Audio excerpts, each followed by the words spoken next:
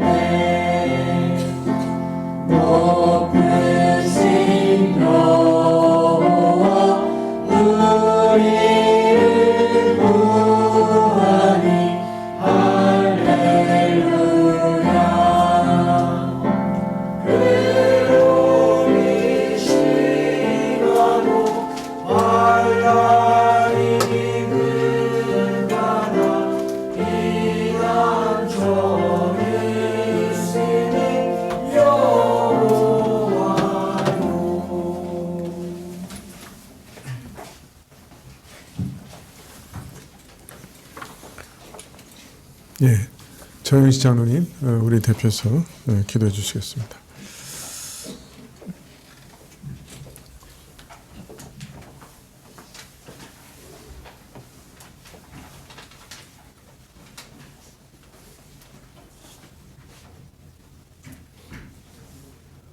보라 산들을 지으며 바람을 창조하며 자기 뜻을 사람에게 보이며 아침을 어둡게 하며 땅의 높은 데를 밟는 이는 그의 이름이 만군의 하나님이로 하십니다.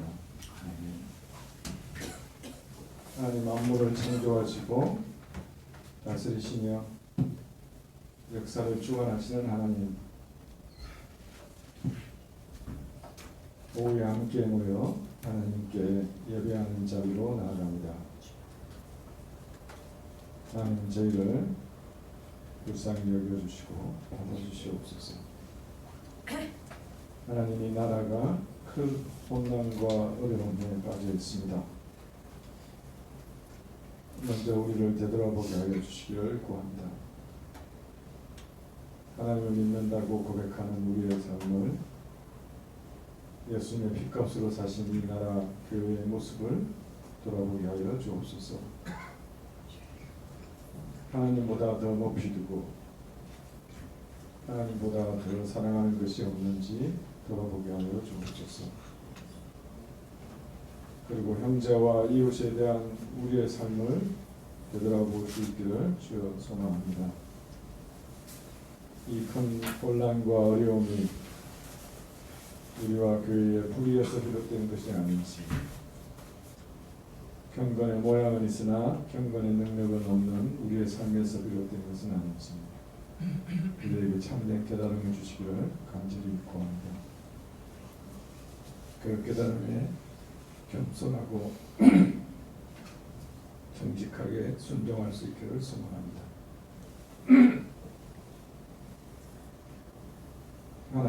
역사의 주관자 되신 하나님이 나라를 불쌍히 여겨주시고 긍휼히 여겨주사 나라를 지켜주시고 이끌어주시기를 간절히 구합니다. 하나님, 이 나라를 사람의 손에 맡기지 마시고 공의와 인의로 다스리시는 하나님께서 친히 다스려 주시기를 간절히 구합니다. 하나님, 참으로 구하는 것은 평강으로 하나님의 공의를 이루어 주시기를 간절히 구합니다. 하나님, 내년을 준비하는 교회 가운데 함께하여 주시고 물적인 준비뿐만 아니라 영적인 준비도 잘 감당할 수 있도록 교회와 우리 모든 교우들 가운데 함께하여 주옵소서. 하나님, 어머님을 천국으로 떠나보낸 유가족 가운데 함께하여 주시고 하늘로부터 오는 하나님의 큰 위로를 허락하여 주옵소서. 하나님, 대학 입시를 진행하고 있는 우리 자녀들에게 함께하여 주사 가장 선한 길로 인도하여 주시고 이들이 대학 입시를 준비하는 가운데 하나님의 선하심과 살아계심을 체험하게 하여 주옵소서. 오늘 예배 가운데 생명의 말씀 주시기를 간절히 구하고 우리 구주 예수 그리스도의 이름으로 기도합니다. 아멘.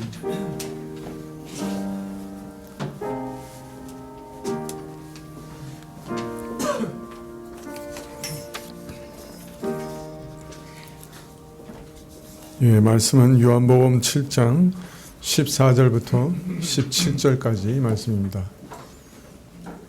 예, 요한복음 7장 14절부터 17절까지.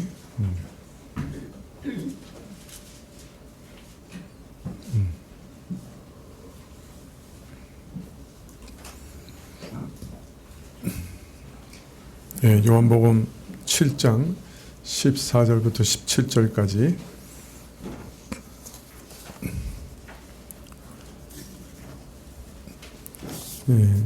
제가 한 절씩 교도하시죠. 이미 명절의 중간이 되어 예수께서 성전에 올라가사 가르치시니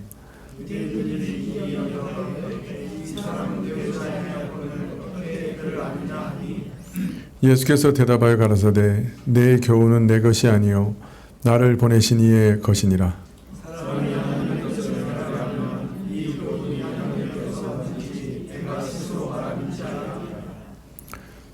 스스로 말하는 자는 여기까지만 하시면 되겠습니다. 예.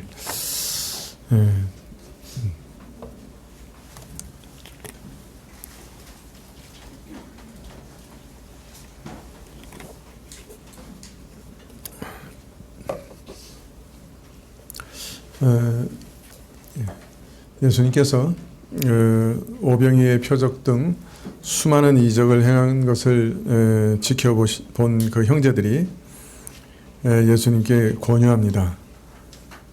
세상에 자기 일을 나타내려고 행한다고 하시면 한가롭게 갈릴리 변두리 지역에 머물지 마시고 온 이스라엘이 모이는 이번 초막절에 예루살렘에 올라가서 이스라엘 앞에 자신을 나타내시기를 그렇게 권면을 하지요. 그러나 이러한 권면은 예수님이 참으로 누구신가 하는 것을 알고 예수님의 일을 이제 속히 하십시오 하는 그런 권면이 아니었습니다. 예수님께서 세상의 영광과 권세를 이제 얻기를 권유하면서 자신들도 세상과 영광과 또 권세를 동일하게 얻으려고 하는 그런 마음에서 권했던 것이죠. 형제들이 이런 요청에 대해서 예수님께서 매우 뜻밖의 말씀을 하시죠. 너희 때는 항상 준비되어 있으나 내 때는 아니다. 너희가 생각하는 그런 목적과 방식으로 세상을 나타내는 일은 세상이 환영할 것이고 또 세상은 원래 그런 목적을 위해 그런 방법으로 사는 만큼 세상의 환영을 받을 수밖에 없을 것이지만은 그래서 너희 때는 항상 준비되어 있지만은 그러나 내 때는 아니다. 세상은 너희를 미워하지 않고 오히려 환영할 것이지만 나는 세상에 대해서 그 행위가 악하다고 증거할 것이기 때문에 세상은 나를 미워할 것이고 또 저들이 나를 그 일로 인해 미워하고 핍박할 것이며 그런 가운데서 미움과 핍박을 받는 곳 가운데서 나는 나를 나타낼 것이다. 즉 저들의 미움 가운데서 자신을 죽음에 내어줌으로 세상에 자신을 나타내실 것이고 자기 목숨을 죄인들을 위해 십자가에 내어주심으로 인해 자신을 세상에 나타내실 것이다. 그러나 이러한 목적과 이러한 방식으로 세상에 자기를 나타내실 때는 아직 되지 않았다. 그렇게 말씀하셨습니다. 그러나 아직 예수님께서 이런 방식으로 십자가에 죽으실 때는 되지 않았지만은 그때가 먼 것은 아니었고 매우 가까웠다 하는 것을 알리는 징조가 곳곳에서 드러나고 있었습니다. 예수님께서 때가 되지 않아서 은밀하게 유다 예루살렘을 올라가셨음에도 불구하고 유대인들은 참 살기를 가지고 어떻게든 예수님이 분명 이 예루살렘에 올라왔을 거라고 하고 찾고 있었습니다. 수색하고 있었습니다. 또 곳곳에서 사람들은 예수님에 대해서 수군수군거리고 있었어요. 드러내놓고 말하지는 못하지만은 예수님 누구시냐? 그는 선한 사람이다. 아니다. 사람을 미혹하는 사람이다. 평가가 아주 다양한 가운데서 이때쯤에는 누구도 예수님의 존재를 의식하지 않을 수 없을 정도로 예수님은 대중들의 큰 관심이 대상이 되었던 것이죠. 오병이의 기적과 같은 그런 표적은 이스라엘 전체를 흔들어 놓았습니다.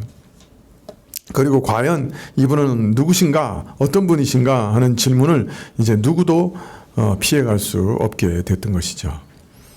말하자면 예수님께서 이제 큰 충격과 경악 속에서 자신을 이스라엘 앞에 나타내실 그런 때가, 그런 분위기가 무르익어 가고 있었다 하고 말씀드릴 수가 있겠습니다. 오늘 14절에 보면 이미 명절의 중간이 되어 예수께서 성전에 올라가서 가르치셨다. 아직 죽음의 때, 그래서 하나님의 뜻이 이루어질 때가 이루어지지 않았습니다. 아직 이르지 않았습니다. 유대인들의 손에 넘겨서 죽음을 당할 때가 아직 이르지 않았습니다. 그렇기 때문에 자신을 드러내지 않고 은밀하게 제자들과 함께 예루살렘에 올라가셨지만은 명절의 분위기가 무르익었을 때쯤에 예수님께서는 이제 자신을 드러내시기 시작했습니다. 이스라엘의 이목이 집중된 성전에 올라가셔서 모든 사람들 앞에서 천국 복음을 가르치기 시작하셨던 거죠. 유대인들이 자기를 죽이려고 혈안이 되어서 찾고 있다는 것을 아셨음에도 그러나 온 이스라엘이 모여든 그때에 사람들의 시선이 집중된 성전에서 천국 복음을 전하시고 있습니다. 그러자 이 예수님을 잡으려고 막 이렇게 혈안이 돼서 찾던 사람들이 예수님이 그 성전에서 막 가르치시는 걸 보고 당장에 예수님을 확 잡을 것 같은데 그 의외의 반응을 보여요. 15절에 유대인들이 기이 여겨 가로되 이 사람은 배우지 아니하였거늘 어떻게 글을 아느냐.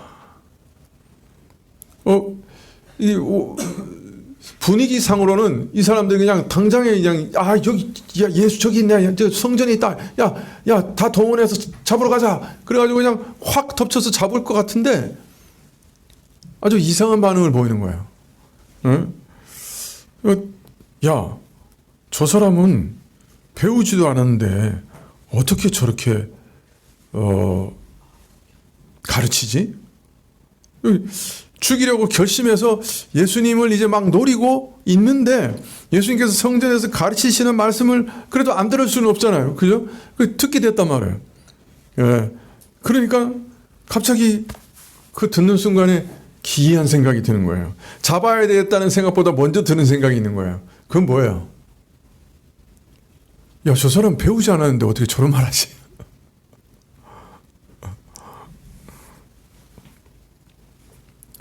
네. 잡아 죽이려고 예수님을 찾다가 성전에서 발견하고 성전에서 막 예수님이 가르치신단 말이에요.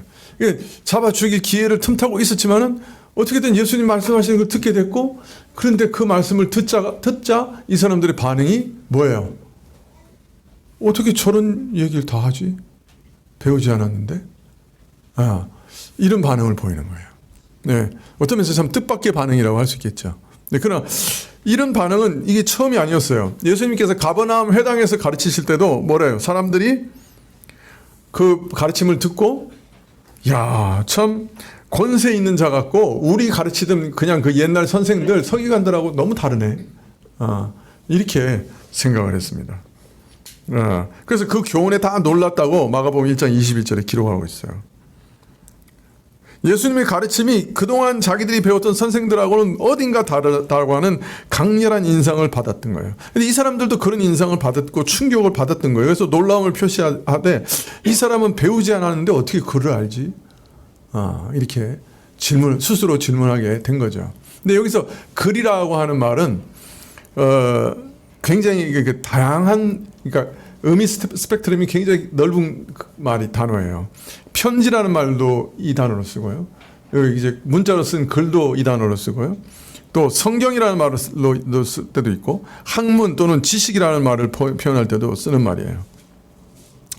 유대인들이 예수님께서 지금 글자를 모르는 문맹인데 어떻게 저런 말을 하지라고 말하고 있는 건 아닌 것이 틀림없을 거예요. 그죠? 예수님께서 글자를 모르셨을까요? 알으셨을까요? 글을 읽으실 수 있으셨을까요? 못 읽으셨을까요? 증거는? 예? 예.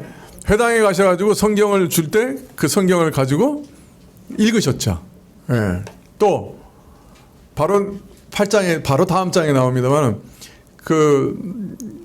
뭡니까? 가늠한 여인이 현장에서 잡혀서 왔을 때 예수님께서 딴 말 안 하고 무언가 땅에다가 글을 쓰셨다. 글을 계속 쓰셨다.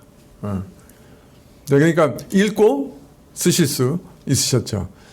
제 생각에는 그 당시에 통용되는 말이 아람어였거든요.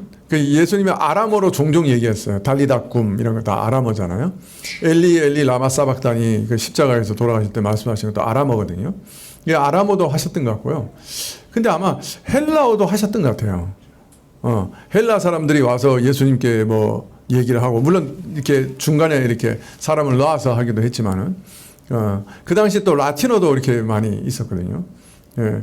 그래서 예수님께서 아마 3개국 정도는 하지 않으셨을까, 이제 그런 생각이 드는데요. 나중에 천국 가서 물어볼게요, 제가요. 예, 어디까지 하셨나. 예. 히브리어도 아마 하셨을 거고요. 근데 여기서 말하는 거는 예수님이 문맹이었다. 근데 문맹인데 어떻게 글을 읽지? 그 말은 아니죠. 예. 여기서 학문이라고 하는 뜻도 있습니다만 아마 이런 뜻도 아니었을 것 같아요. 이제 나중에 사도행전에 보면 베스도가 복음을 전하는 바울에게 이렇게 외칩니다. 바울아, 내가 미쳤다. 내 많은 학문이 너를 미치겠다. 이 바울이 아주 성경뿐만 아니라 헬라 철학이나 뭐 학문에도 아주 능통했던 것 같아요. 베스도하고 이제 바울하고 얘기할 때 이제 베스도가 야, 이 사람 보통 사람 아니고 학문이 되게 높은 사람이다 이렇게 생각했는데, 이제 바울이 또 이제 복음을 전하니까 야, 네가 너무 공부를 열심히 해가지고 미쳤구나. 그렇게 얘기를 합니다. 네. 근데 여기서 학문이라, 그래서 예수님 보고 세상에 그런 지식이 없는 사람이 어떻게 저렇게 뛰어난 말을 하지, 뭐 그런 얘기 한 건 아닐 거예요. 그죠? 그렇다면 여기서 배우지 못했다는 건 무슨 말일까? 그 말은 아마 그 당시에 랍비 제도에 관한 얘기인 것 같아요. 그 당시 랍비, 이제 그 당시에 목사가 되려면, 지금도 목사가 되려면 어떻게 해야 됩니까?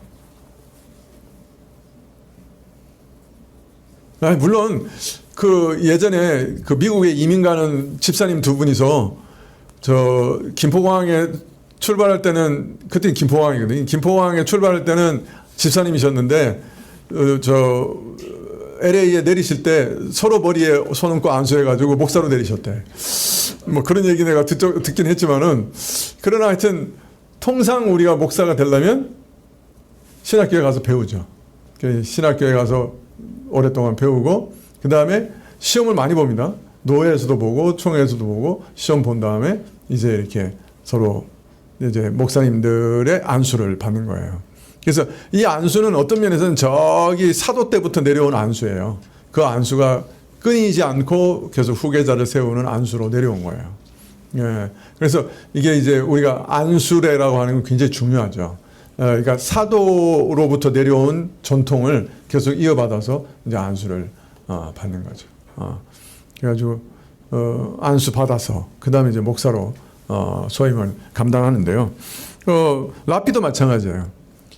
랍비도 랍비한테 가서 배워야 돼요.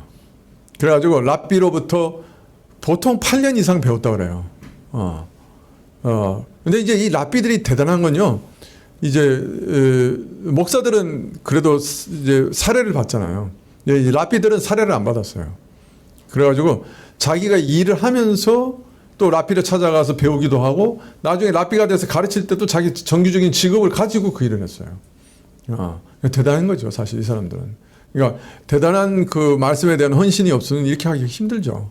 8년이나 자기가 자기 직업을 가지고 일하면서 또 8년 이상 랍비한테 찾아가서 또 말씀을 배우고 그 다음에 랍비로 정식 랍비가 된 다음에도 자기가 벌어가지고 또 생활하면서 또 말씀을 가르쳤어요. 그러니까 대단한 거죠. 근데 8년 이상 배운 다음에 또 랍비들 모인 곳에 가서 시험을 봤어요.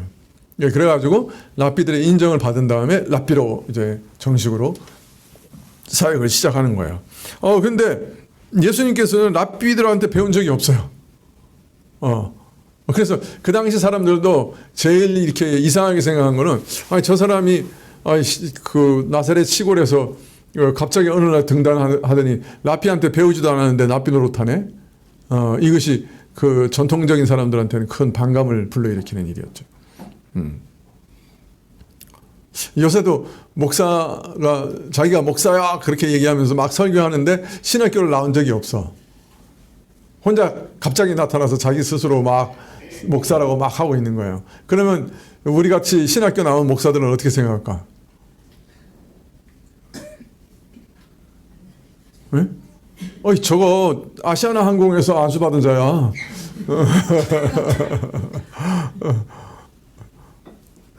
이게 인정할 수가 없는 거죠. 그죠? 자, 그런데 초막절 중간에 성전에서 공개적으로 가르치시니까, 천국 복음을 가르치시니까 듣는 사람들이 깜짝 놀란 거예요. 자기들이 배워 아는 거하고는 상당히 다르지만 성경에 대해서 깊이 있게 아시고 또 그 해석의 독특함과 깊이에 대해서 기이하게. 근데 더 놀라운 것은 그가 가르치시는데 이제 권위가 있는 거예요. 예. 그래서 저 사람은 배우지 않았는데 어떻게 글을 알지? 이렇게 성경을 어떻게 알지? 이렇게 질문하게 된 거죠.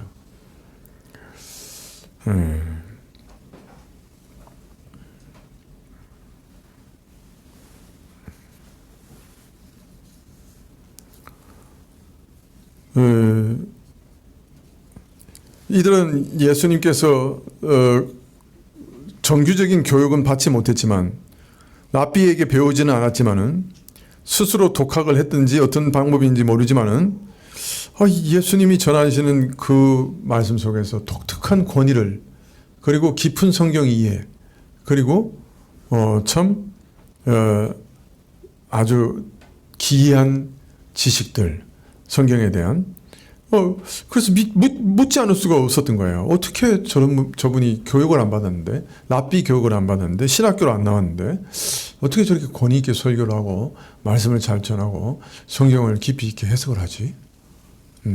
이제 잡으려고 했던 사람들이 일단 말씀 듣다가 갑자기 그걸로 가지고 놀란 거죠. 자, 그런데 여기 말씀 속에는 이 사람들이 가지고 있는 중요한 전제가 있어요. 이 사람들이 질문하는 거에서 아주 중요한 전제가 있어요.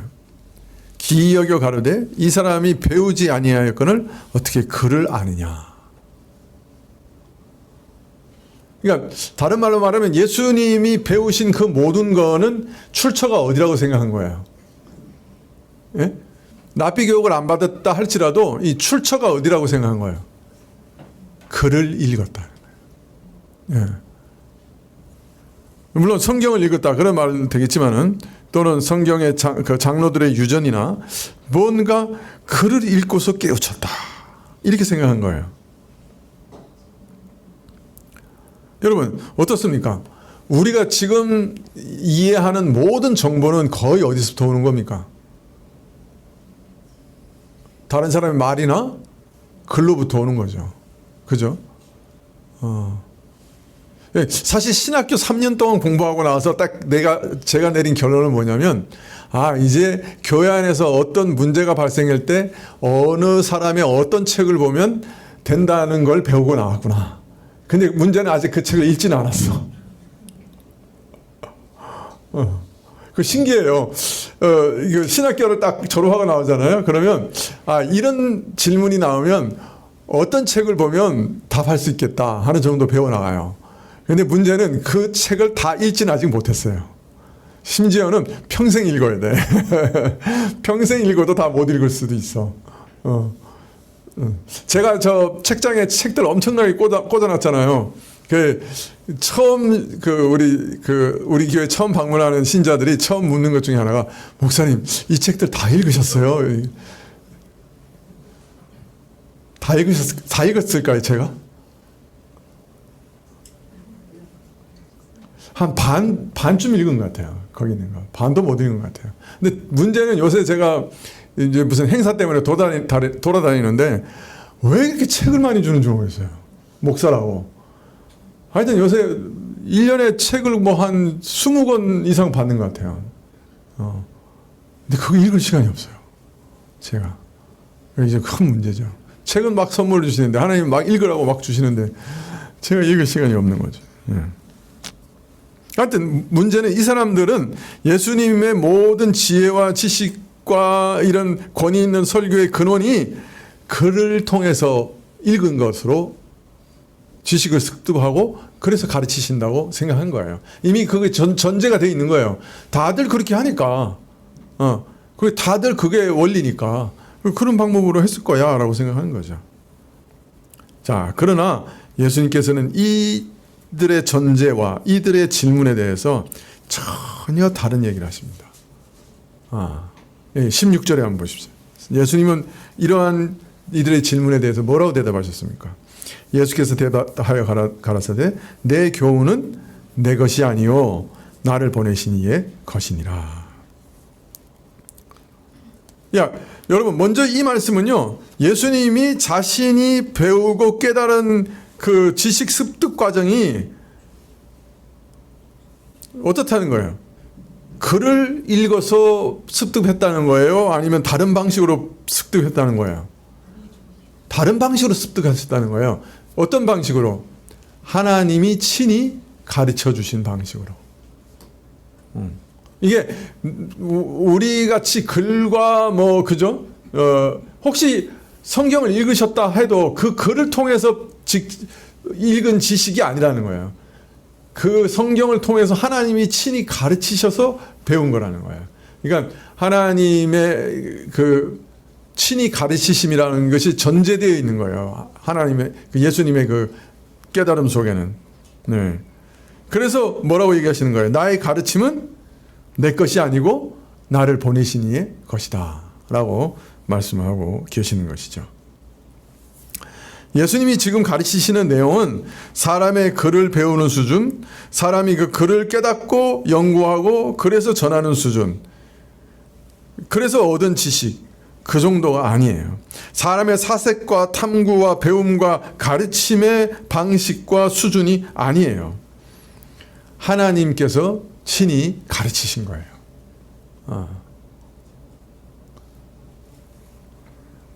그래서 내가 가르치는 것은 내 것이 아니고 아버지의 것이다.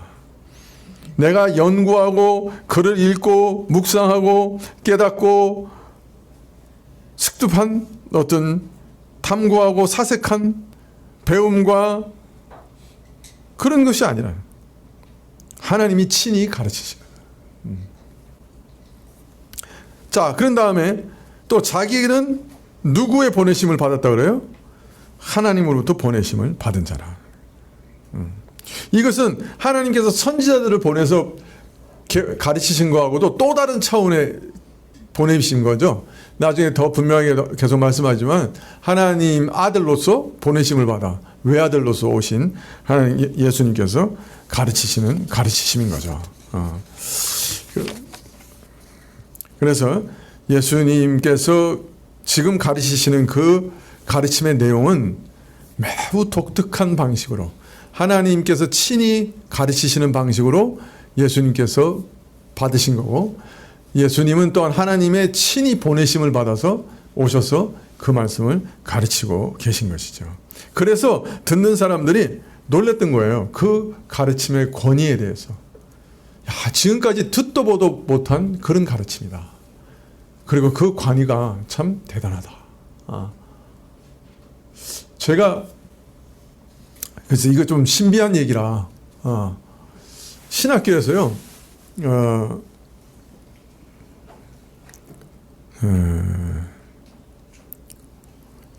그때 구약 개론을 듣고 있었는데 이상해. 성경 말씀 전할 때는 다 꾸벅꾸벅 졸다가 제가 성경에서 이탈해서 이상한 소리 하려고 하면 전부 눈이 커져가지고요, 막 집중이 쫙 되는 거예요.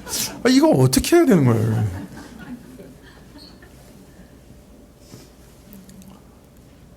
그것도 전혀 근거 없는 얘기하려고 그러면.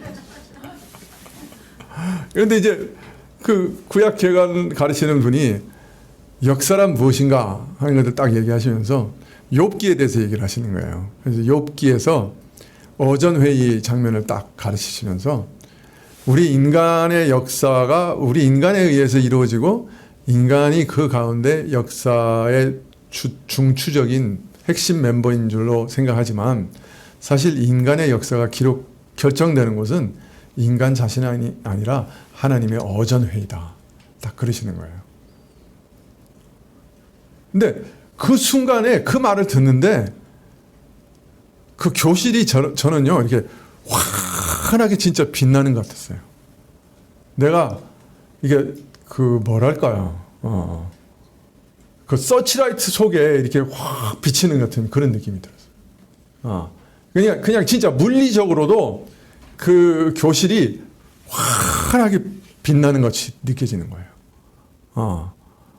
그러면서 야, 하나님이 역사를 주관하시는 분이고 그 역사가 인간의 어떤 결정이 아니라 선택이 아니라 하나님의 어전회의에서 결정되는구나.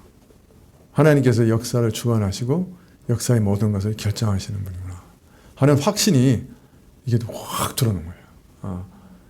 똑같은 말이잖아요. 그 어떤 면에서는 그런 뭐 욥기에 대한 것이 그 전에도 여러 번 읽고 그냥 그 중요한 그 구절들은 암송할 만한 그런 곳인데 그분이 그냥 그렇게 툭 던지고 얘기하는 순간에 저한테는 그냥 정말 이렇게 교실이 환해지면서 그 권위 있게 이렇게 그 말씀이 다가오면서 제 마음속에 그게 탁 이렇게 새겨졌어요. 그리고 나서는 역사를 보는 눈이 달라지고 내 삶을 보는 눈이 달라지고 정말 이렇게 사실은 그 이후로는 역사가 막 위험하고 막 별의별 사건들 다 일어나지만은 그래도 별로 크게 걱정 안 했어요. 왜냐하면 역사의 주관자이신 하나님께서 어전회의에서 참으로 결정하시는 거니까. 그분이 선하고 그분이 가장 지혜로우신 분이니까. 그래서 그런 경험이 있습니다. 그래서 그 권위라고 하는 건 좀 대단한 거예요. 그 전하는 사람에 따라서 그 권위가 달라지는 거죠. 그래서 제가 그분 뭐 책도 많이 이렇게 소개해주고 이렇게 읽으라고 우리 교인들한테도 막 책도 사주고 그랬는데 가면 이렇게 책꽂이에 꽂혀 있긴 한데 제가 이렇게 신방할 때 가서 자세히 이렇게 다른 사람 안 볼 때 이렇게 뽑아가지고 이렇게 보고 그러거든요. 근데 뭐 읽은 자국 하나 없고 저 연필 자국 하나 없어요. 그러니까 다른 말로 말하면 그냥 그건 장식용으로 꽂혀 있는 거예요. 그리고 이제 물어보면 너무 어렵고 너무 재미없고 하여튼 신학생들한테도 그거 나중에 이제 그분한테 못 배운 분들이 그때 배운 사람들은 어떤 면에서는 그분한테 너무 몰려와가지고 다른 신학교 교수님들이 막 그 질투하고 시기해가지고 어떤 면에서 거의 쫓겨나다시피 된 그런 정황도 있지만은 하여튼 아니 그분은 우리가 이제 신학생이 90명인데 80명이 그거 과목에 들어오고 나머지 그렇게 선택하면은 80명이 그분한테 들어오고 나머지 한 5과목에 한 2, 3 가가지고 폐강되고 막 이랬거든요. 그러면 나머지 교수님들은 어떻게 생각하겠어요? 근데 그분은 또 박사학위도 없어. 석사학위만 있어.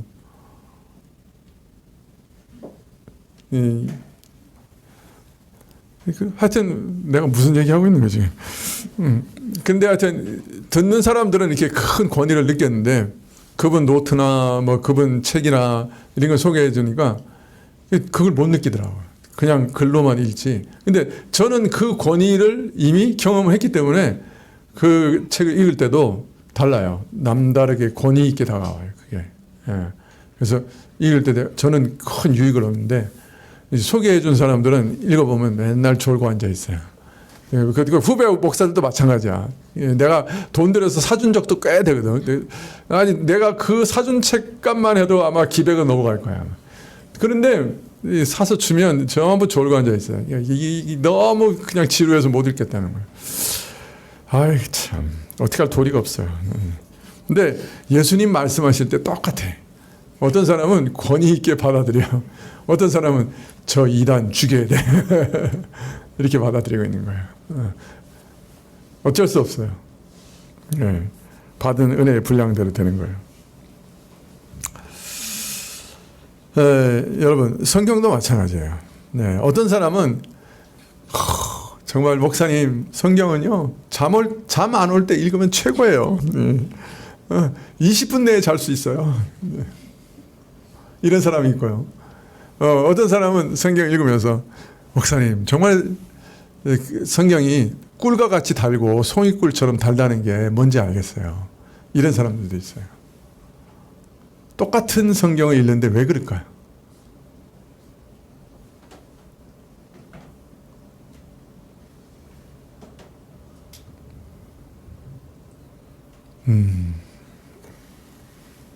여러분 성경은 그냥 호모의 일리아드나 오디세이 같은 그런 책 아니에요. 그냥 글만 읽는다고 읽으실 수 있는 게 아니에요. 하나님 말씀이잖아요. 하나님 말씀이 내게 와 닿으려면 계시가 필요해요. 성령이 주시는 계시가 반드시 필요해요. 안 그러면 그냥 까만 건 글씨고 흰 건 종이에요. 글자는 읽을 수 있죠. 그러나 그게 무슨 의미인가 하는 건 내게 전혀 와닿지 않죠. 오히려 더 닫혀 있기 때문에 일반 세상 책보다 주무시기 딱 좋아요.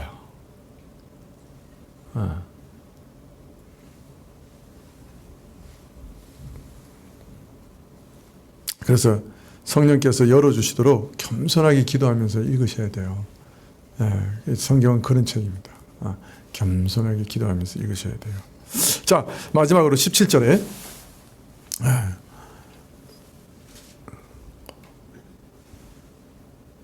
오후 시간에 이렇게 보니까 2주일 동안 잠 못 잔 사람들 다 도망가고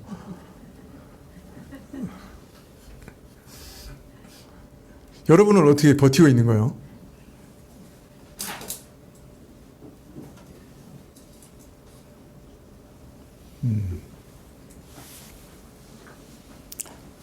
그래서 빨리 끝내려고 그래요. 그냥.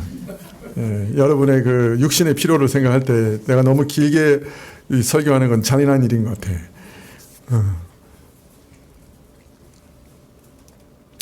17절에 사람이 하나님의 뜻을 행하려 하면 이 교훈이 하나님께로부터 왔는지 내가 스스로 말함인지 알리라. 제가 그런데 평생에 지키지 못하는 약속이 하나 있는데 설교를 짧게 끝내겠다고 하는 약속이죠. 저도 지키고 싶은데. 자, 여기 굉장히 중요한 말씀 하시는 거예요. 그리고 쓸데없는 소리를 한 거는 여러분이 좀 깨라고 얘기하는 거예요. 17절에 굉장히 중요한 말씀이 있어요. 사람이 하나님의 뜻을 행하려 하면 이 교훈이 하나님부터 왔는지 내가 스스로 말함인지 알리라. 여러분, 하나님의 말씀을 깨닫는 데 있어서 또 하나 중요한 것. 첫 번째는 성령이세요. 성령 없으면 깨달을 수 없는 거예요. 계시가 정말 너무 필요해. 그런데 또 하나는 뭐예요? 하나님의 말씀을 깨닫는데 정말 중요한 또 하나의 그 뭐랄까 요인은 뭐예요? 예?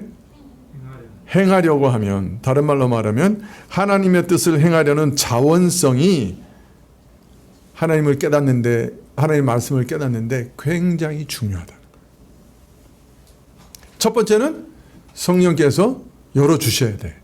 그리고 또 하나는 그 열어주심과 함께 내 속에 성령의 말씀을 기꺼이 듣고 순종하려고 하는 자원하는 마음, 자발성이 굉장히 중요하다. 제가 교회 와서 첫 번째 말한 게 뭐였냐면 자원하지 않으면 하지 마세요 였어요.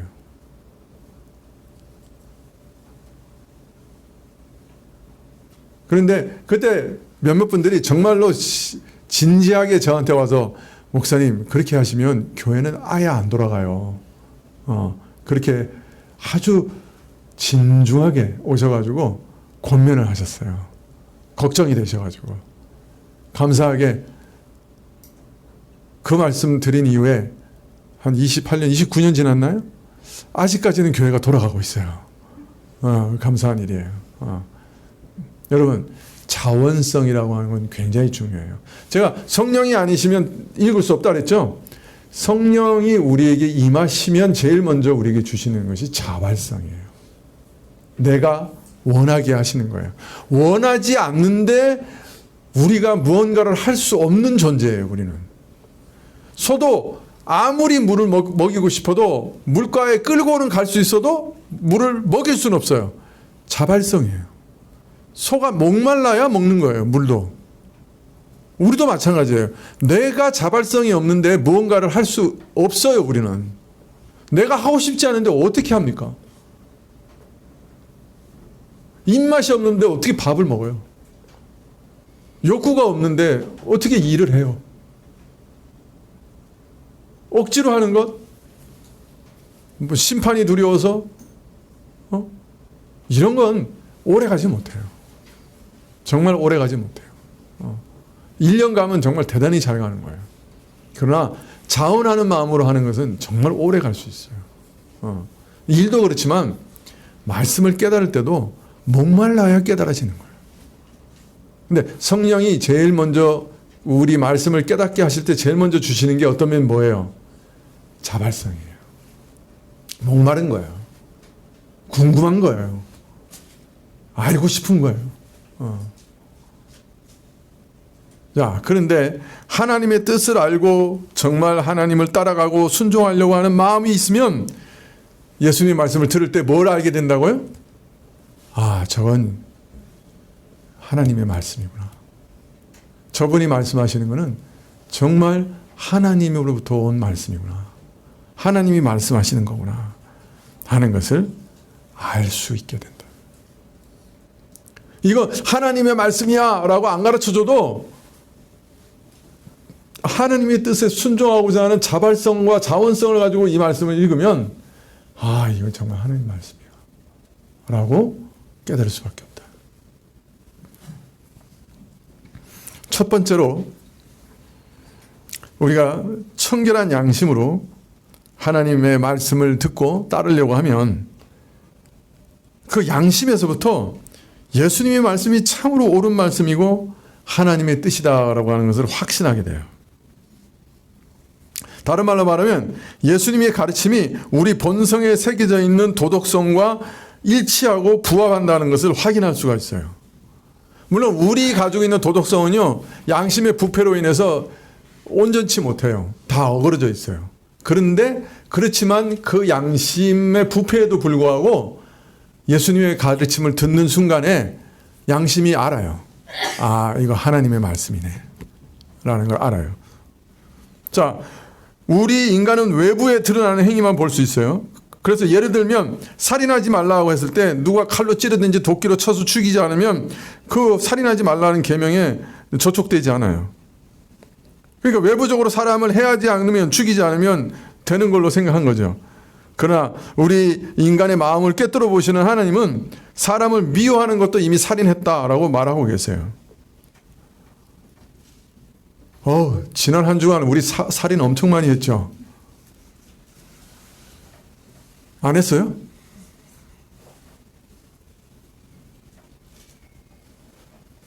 지난번에 어디 이렇게 유튜브 보니까 무슨 여자가 뭐 판사인가 본데 전화를 하면서 어제 나 살인 2건 하고 연쇄 살인도 하고 막 이러니까 옆에 있는 사람들이 전부 쫙 두려워가지고 물러나는 그 쇼폼 그게 있더라고 유튜브에. 살인 2건 하고 뭐 연쇄 살인 몇 건 하고 뭐 그런, 여러분 혹시 보셨는지 모르겠어요. 뭐 드라마인데 그 여자가 재판관 뭐죠 판사인데 자기가 그 취급했다는 얘기가 이제 살인 몇 건 하고 연쇄 살인 몇 건 하고 이러니까 주변에 있는 사람들이 샥 물러나요. 근데 우리는 판사로서 살인 몇 건 하고 연쇄 살인 몇 건 한 게 아니고 진짜로 죄송하지만 살인 몇 건 했죠.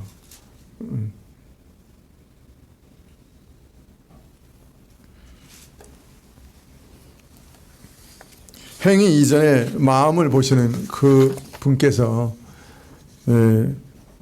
미워하고 증오하는 것이 살인의 시작이라고, 그리고 이미 그것은 살인죄를 범한 것이라고 분명히 가르치시죠.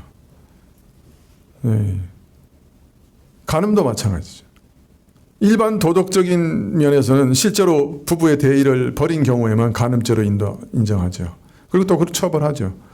그러나 하나님은 우리 마음을 보시고 모든 간음 행위가 음란한 마음에서 시작됐다고 하는 것을 아시죠. 그래서 여인을 보고 음욕을 품는 자는 이미 간음하였다고 말씀하십니다.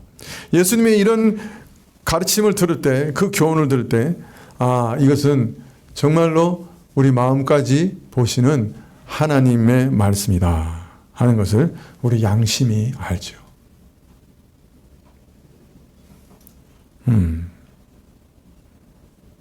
탐내지 말라.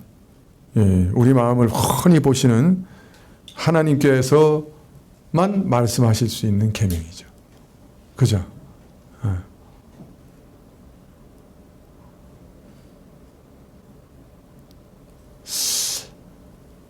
지난 일주일 동안 탐내지 말라고 하는 계명을 우리가 몇 번이나 범했을까요? 제가 어제 고속도로에 가다가 이상한 SUV를 하나 봤어요. 정말 그 높이가 다른 트럭만 하더라고. 웬만한 트럭. 근데 하얀 배꼽같이 하얀 차야. 저도 모르게 이게 눈으로 갔어요. 저도 남자라서 그런지 차에 대해서 관심이 많거든요. 눈이 절로 모르게 쫙 갔어요. 그래서 아니 내가 모르는 차가 있네 이러면서 쫙 봤는데 가까이서 엠블렘을 딱 보니까 그게 뭐지? 어제 나하고 같은 차 탔던 사람. 롤스로이스였어요. 근데 내가 그걸 깨달았어요. 롤스로이스가 SUV도 있네? 제가 탐심을 품었을까요? 안 품었을까요? 하나님만 아시겠지만은. 다른 사람은 못 봤어요. 제가 눈에 띄어가지고 제가 이렇게 딱 봤어요. 그리고 놀래서 외쳤어요. 롤스로이스네!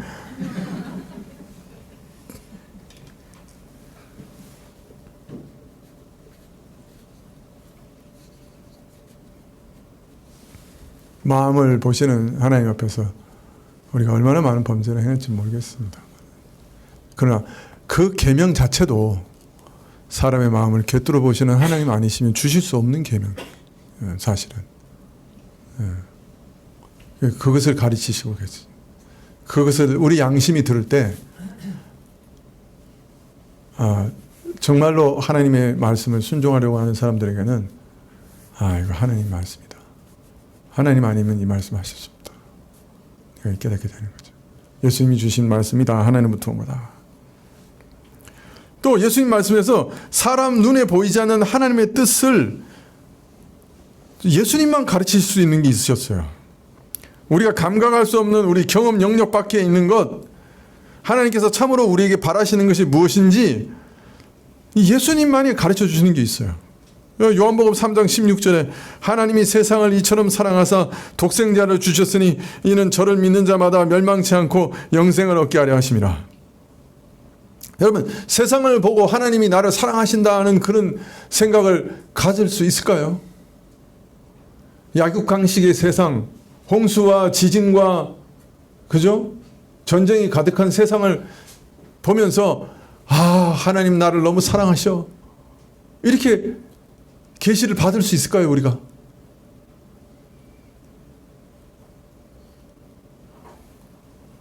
여러분, 하나님께서 우리 죄인들을 사랑하시다. 그 사실을, 이런 말을 어디서 들어보셨어요? 하나님께서 나 같은 죄인에게 선의를 가지고 계시다는 이런 말을 어디서 들어보셨어요? 하나님이 지금 나를 사랑하시고 내게 정말 선의를 가지고 계시다고 하는 그런 말을 도대체 세상에서 어디서 한번 들어보셨냐고요.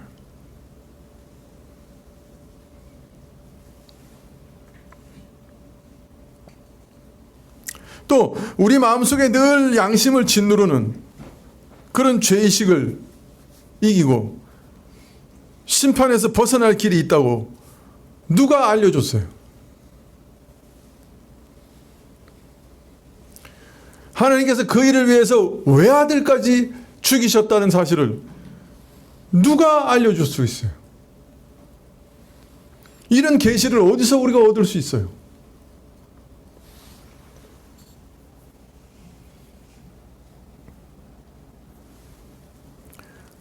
예수님 말씀을 들을 때 정말 하나님의 뜻을 알고자 하는 사람들은 그 속에서 하나님 뜻을 발견합니다. 천상에 계신 하나님이 우리를 향해서 가지고 계신 생각을 발견하게 됩니다. 알 수 있습니다. 다른 누구도 가르쳐 줄 수 없는 것, 우리가 꿈에도 생각할 수 없는 것들, 그런 것들을 우리는 예수님의 말씀 속에서만 발견할 수 있습니다. 그래서 천지를 지으신 하나님이 나를 관심 가지시고 지금도 보고 계신데, 나를 선대하신데, 나를 사랑하신데, 내게 관심 있으시대. 그런 생각을 예수님의 말씀을 통해서 깨닫게 되는 거예요. 발견하게 되는 거예요. 우주의 시작과 끝, 몸의 부활, 영원한 천국에서 영광, 삼위일체 하나님의 비밀, 경건과 거룩에 대한 모든 말씀들, 아무리 대단한 사람이라도, 아무리 지혜가 많은 사람이라도 결코 알 수 없는 하늘의 비밀을 우리는 예수님을 통해서 알게 되는 것이죠. 아무리 원해도 알 수 없었던 인생의 비밀들, 우리 양심의 고통에서 이겨낼 수 있는 그 길, 평생 낙인 찍이듯이 마음에 가지고 다니면서 후회하고 내가 왜 그 사람에게 그런 말을 했을까. 이제 상치르고 나면요, 제일 먼저 떠오르는 게 뭐냐면 내가 왜 우리 부모님한테 그렇게 불효했을까 하는 후회감이에요.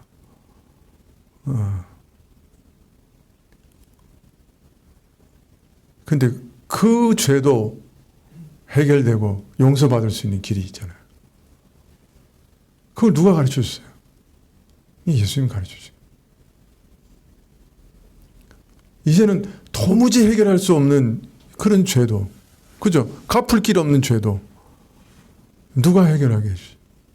해결할 길이 있다고 가르쳐 주세요.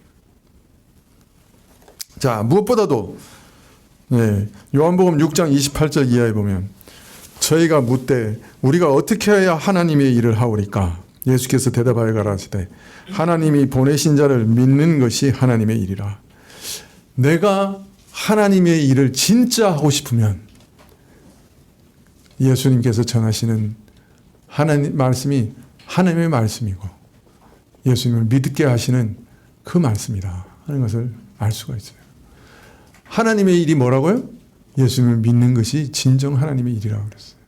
하나님의 뜻과 하나님의 일을 하려고 하는 사람, 예수님을 진짜 믿고 싶으신 사람들, 예수님 말씀을 들어보면 이것이 바로 하나님의 약속이고 하나님의 말씀이다 하는 것을 알 수 있는 것입니다. 빨리 끝난다 그랬으니까 다 잘라버리고 한 페이지 남았어요. 자르지 않으면 약속을 지킬 수 없어요.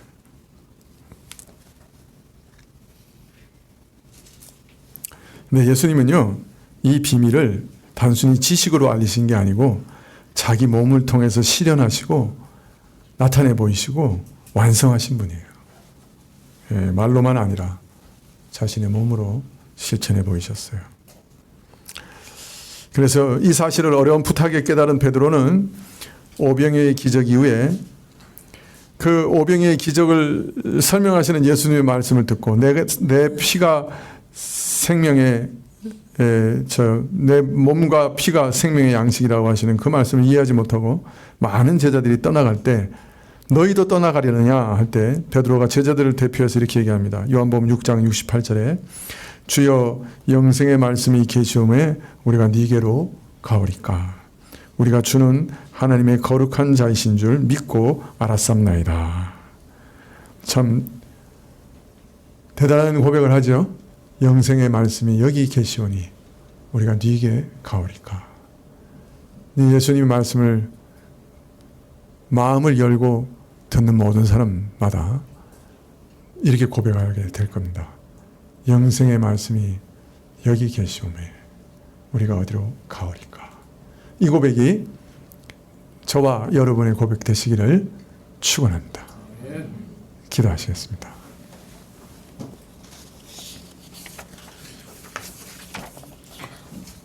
네. 성경을 참으로 열린 마음으로 읽는 사람들마다 성경이 하나님 쓰신 책이요 또 그 성경 안에 하나님의 말씀이 담겨 있다고 하는 것을 발견하게 될 것입니다. 우리 모두에게 이런 축복과 은혜를 베푸시고 우리 마음속에서 영생의 말씀이 여기 계시오니 우리가 어디 가겠습니까? 고백하는 그런 고백들이 저희 마음에서 솟아나게 하옵소서. 예수님의 이름으로 기도합나이다. 아멘. 예. 주기도문으로 예배를 마치겠습니다. 하늘에 계신 우리 아버지시여 이름이 거룩히 여김을 받으시오며 나라에 임하옵시며 뜻이 하늘에서 이룬 것 같이 땅에서도 이루어지이다. 오늘날 우리에게 일용할 양식을 주옵시고 우리가 우리에게 죄 지은 자를 사하여 준 것 같이 우리 죄를 사하여 주옵시고 우리를 시험에 들게 하지 마옵시고 다만 악에서 구하옵소서. 대개 나라와 권세와 영광이 아버지께 영원히 있사옵나이다. 아멘.